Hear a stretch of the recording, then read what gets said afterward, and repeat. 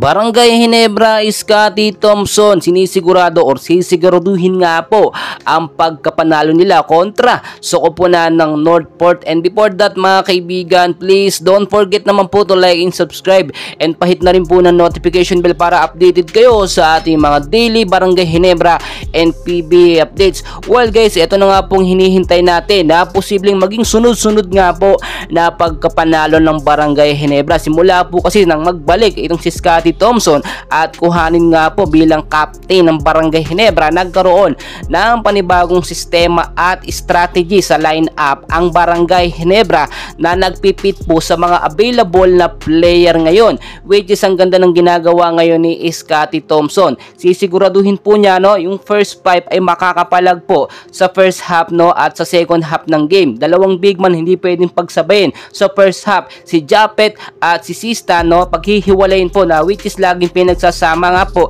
ni Coach Timcon. Ngayon po kasi parang binitawan hinayaan na ni Coach Timcon na magdesisyon itong si Scotty Thompson sa sistema nga po or lineup ng Barangay Ginebra. Nakaalalay lang po muna itong si Coach Timcon dahil alam naman natin may edad na si Coach Timcon, nakaka-stress nga naman kapag ganitong sobrang pressure yung mga laban at di kita na. At dahil nga po nasa quarterfinals na tayo, marami pong pagbabago ngayon na mangyayari sa Barangay Ginebra, especially dahil si Scotty ang humahawak. Hinihintay rin po natin yung official announcement nga po ng muling pagbabalik ni Justin Noype Brownlee. Dagdag po yan sa pagpapalakas or sa sistema ngayon ni Scotty Thompson. Once po kasi na makapasok o makabalik na itong si Brownlee, automatically siya na talagang ipapalit dito nga po kay Tony Bishop. Nasop na, wala pa naman si JB, ni-expect pa natin ayon na rin kay Snow Badwa by February pa, mga first week doon para makakabalik,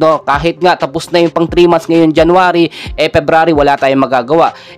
Wala pa yung sistema ngayon ni Scotty Thompson ay mangyayari, which is kasama pa rin si Tony Bishop. Si Tony Bishop naman, nakita nyo so far kahit papaano maganda yung pinapakita, pero hindi impressive at walang nagagampanan na iba't ibang mga role.